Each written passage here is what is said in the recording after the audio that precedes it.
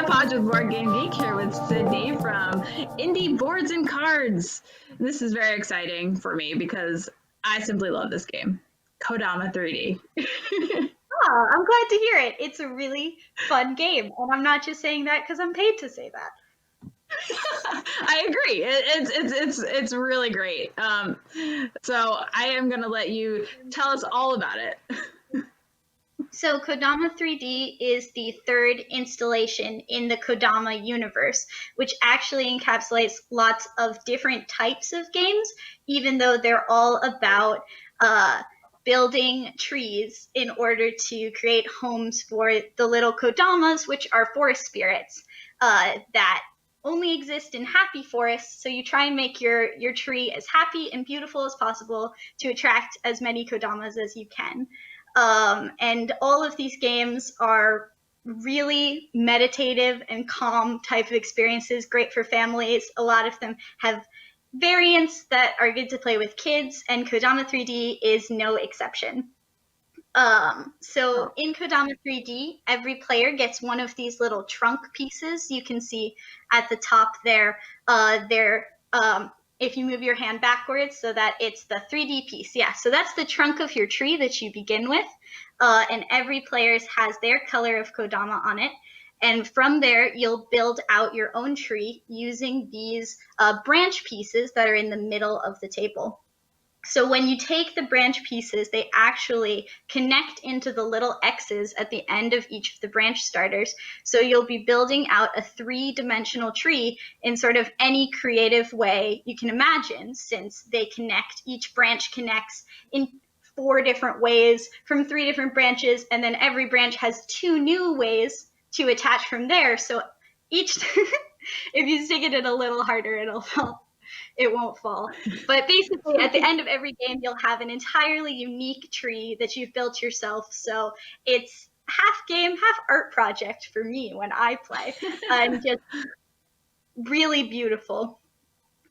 And the way that you actually play the game is these cards with the leaves on them all have different goals you're trying to accomplish with your tree.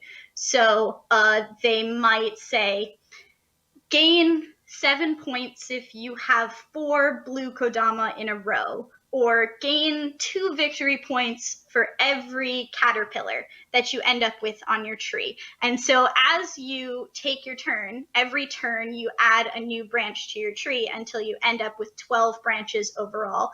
And while you're adding those branches, you're keeping in mind which goals you're trying to accomplish in order to make your tree score as many points / be as attractive to these Kodama and the requirements they have for the tree that they want to live in.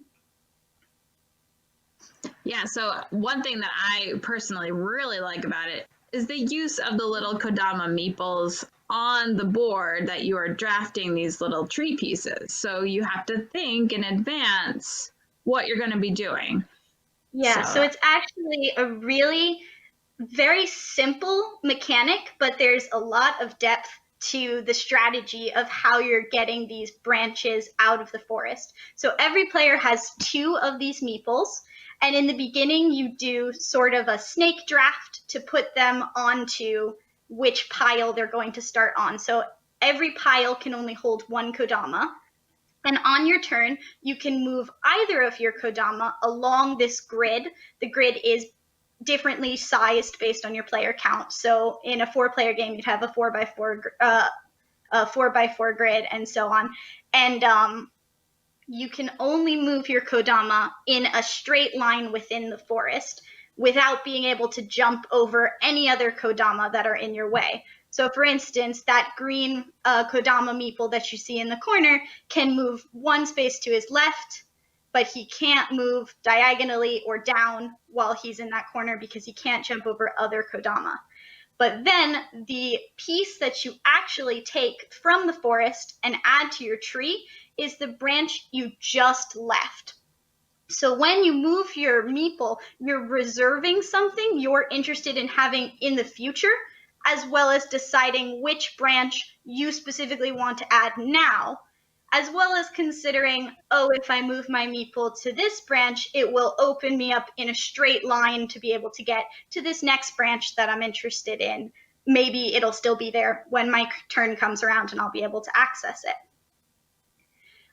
The last part of your turn, after you take the branch and add it to your tree, is if you added a branch that doesn't match the branch it's attached to in either feature, which there are 4 feature, flower, mushroom, firefly, and worm, or Kodama color, which there are also 4 Kodama colors, then you get to take a new goal card from the row of face-up goal cards and add it to your hand.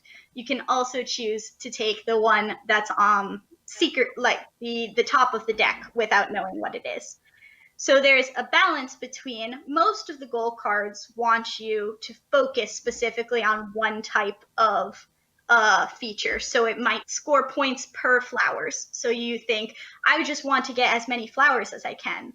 But sometimes you might want to place a branch that doesn't actually match up with something else you've been working on specifically, so you can add more of these point scoring goal cards into your hand, and then you have the potential to get a higher score at the end of the game. So there's a lot to think about even in this really simple pick up and move, take the branch you were on, get a goal card sort of dynamic. So it's very easy to grasp but difficult to master. Yeah, and I think if you're already a fan of like the Kodama series of games, this is a great like shoe in. I think it's actually a little bit easier than the other Kodama games, which I think is great, and the table presence is amazing. Yeah, because you're building this beautiful tree. I think it has a really great balance of being more strategically complicated than the original Kodama, because the way that you're taking your card, well, in the original, the branches were all cards. In this, they're branch pieces. So in this one, the branch pieces are drafted in this more strategic way of planning ahead where you want to put your meeples and what straight lines they can go in and such. Whereas in the original, you just picked one of the 4 cards that were face up and went around the table picking one of the 4 available cards. But at the same time, this one is actually more intuitive as to how you build the tree, because the original Kodama, you could add your branches on in any sort of configuration that you could imagine, as long as it followed certain specific placement rules, which could be a little bit tricky to wrap your head around exactly how you wanted it to be added to the tree, because there were just so many possibilities. Here, the strategy of drafting the branches has become more intricate, but the actual placement on the tree now has a set number of places it can possibly go because of the way the branches all attach onto each other. So you just end up. This one is available. It was delivered to Kickstarter backers recently. Now, I know that there's a new Kickstarter for the Kodama Forest. Do you want to talk a little bit about that one in conjunction with this one, or how's it different? Yeah, so Kodama Forest is actually probably the most different of the Kodama series. We're really branching out in a new direction. Sorry. You went there, and I appreciate it. You see it, and you can't ignore that it's there. But no, so Kodama Forest, as the name implies, first of all, is also a pun because it's the 4th Kodama game, is about building an entire forest for your Kodama rather than focusing on just one tree. So there are these maps of your forest that all have different configurations. They have stones and other impediments that differ from map to map. And each map is placed in between 2 players. So you're working on one map to your right with the player to your right, and you're working on one other map to your left with the player to your left. But in spite of that cooperation, it's still a competitive game, because the winner is whoever does the best on both their maps added together. So you're trying to juggle your focus on helping each of the 2 maps so that you get the best combined score. And the way that So you that do sounds it is very different. it's very, very different.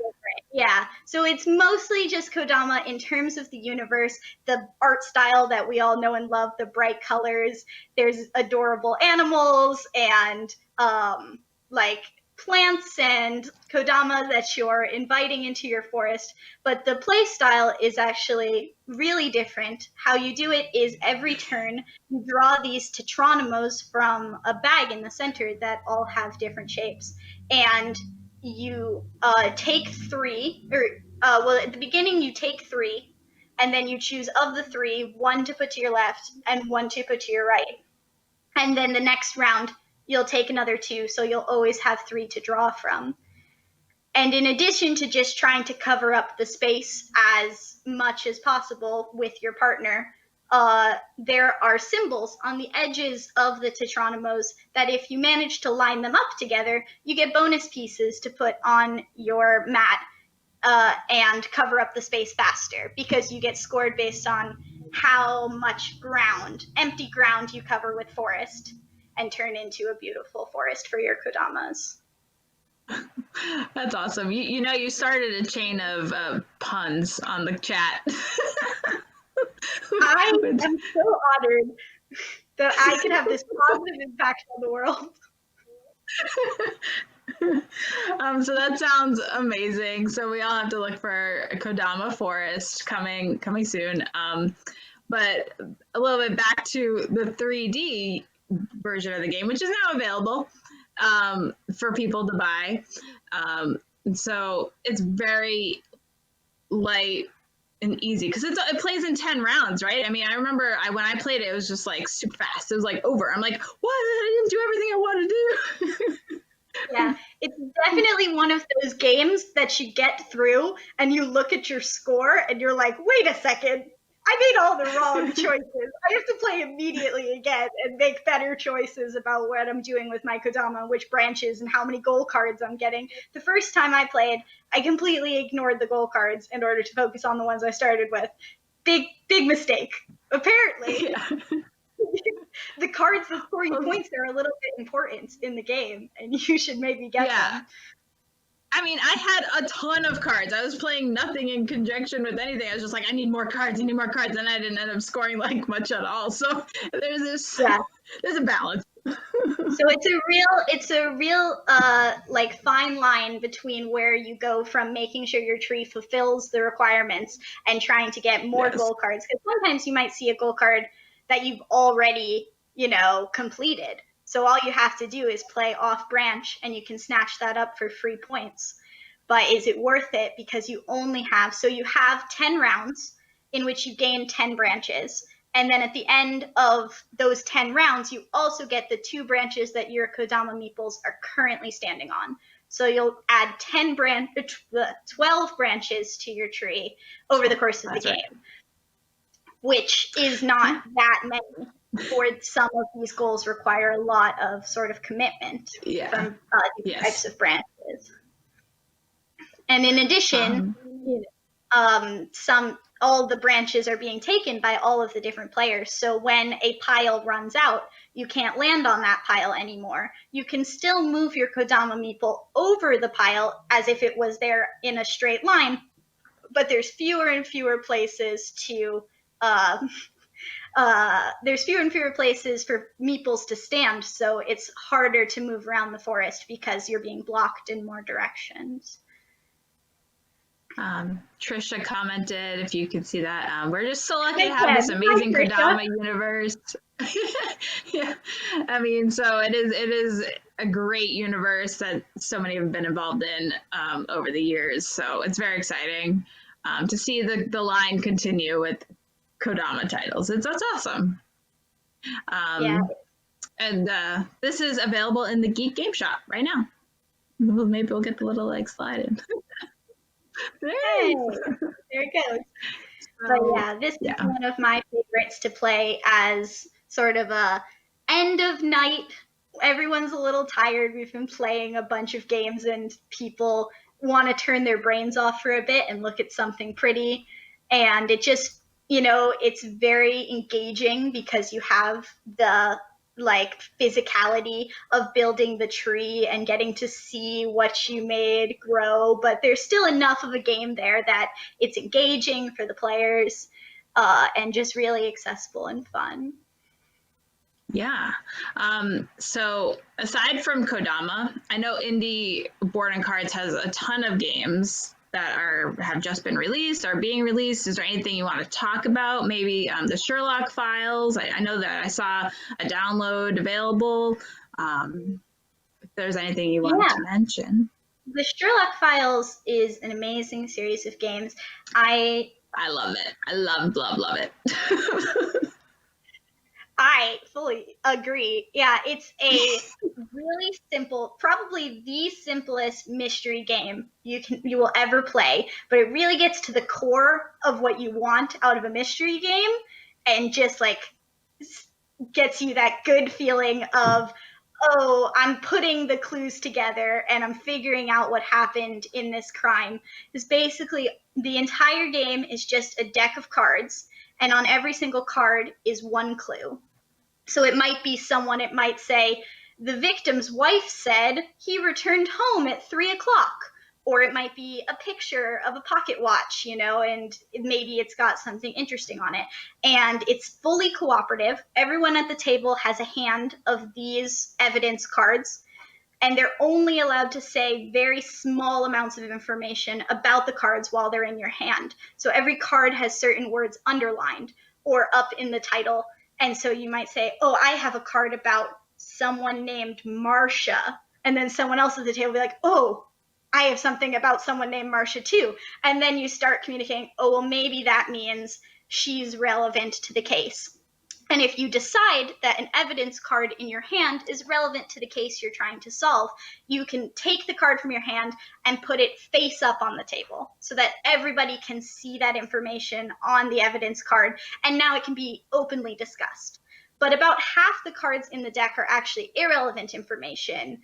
It's like of people who are around the case, but red herrings or just bringing stuff up that's not relevant. And so if you have a card in your hand that you think, I don't think the brother actually is important, they're trying to distract us with this, you can take the card from your hand instead and put it face down, which means you're not allowed to discuss what information was on that card until you get through the entire deck and everybody decides one by one if you think it's relevant or if you think it's irrelevant. And then you just, as a group, discuss every piece of information open on the table or that you can remember from cards you discarded, and try and create a sequence of events, decide what you think the answer to the mystery is. And since the entire game is in this deck of cards, there is no, oh, we went to the wrong location and didn't pick up this clue, which you might find in other mystery games, which is always very frustrating, like that you go back later and you're like, oh, well, we didn't have that. In this game, if the answer was on a card that was discarded, one of your friends discarded that card and then forgot about it, so you always have someone to blame. Yes. I find that when I play this game, I'm like, that's not important. That's not important. That's not important. I just like end up discarding a whole bunch of cards. Like, I think I know what it is. That's not important. There's always the element of, oh, well, I can remember what's on this card, so I'll discard it just in case. Because at the end of the game, you take a quiz. So the quiz has 10 questions in it, and one might be like, who's the murderer? And one is like, what happened to the stolen money? So all kinds of questions about different aspects of the mystery. And you score points based on how many of them you get right. But then you lose points based on how many irrelevant pieces of information you chose to put face up in the table. So every time you're like, better safe than sorry, let's, make sure everybody can see this, you're potentially lowering your final score. So if you think, oh, I can remember the information on this card and later recount it to my team, it'll be fine. But maybe you thought X, Y, and Z on it was relevant. You're like, oh, I discarded a card that said he got a haircut, 2 days ago. So that's all it had on it. But it actually said he got a haircut from this character who, has an alibi elsewhere. So if you can't actually pull back all the information from that card, then discarding it is hurting your team because you don't have that information in front of you to draw from while you're trying to put together the mystery. And it has that real feeling of those old school mystery books where you just read the whole circumstance and you know that all of the information is laid out in front of you and you just have to get that lightning bolt to connect the two pieces of information. You're like, oh, we always have that moment when me and After my you friends send play. We Sydney have that off, I'm moment of gonna someone bring going, Beth on with you. wait, what if it's this? And then everything starts falling in, and it just feels really great to have solved the mystery. Actually feel smart. Yeah, no, it's a lot of fun. And so I think there's like the demo version is a download available that anybody can go and just download and play, if you feel like doing a print and play. So the it's a Sherlock Files boxes come with 3 mysteries in them. They're not replayable because once you play them, you've seen all of the cards, but you can, pass them along to other people who haven't played them. But they come with 3 unique mysteries in them.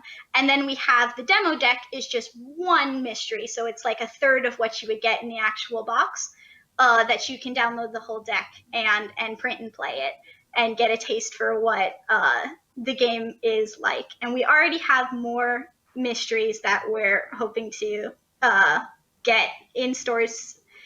Soon is a relative term, but we're definitely really putting out more of these. Excellent. Well, I really appreciate your time, Sydney, for joining us. And we will be on the lookout for more titles from Sherlock Files and Kodama series. The Kodama 4 is coming out. So I really appreciate you being here, joining us live on BGG.CONline Day 2. For having me.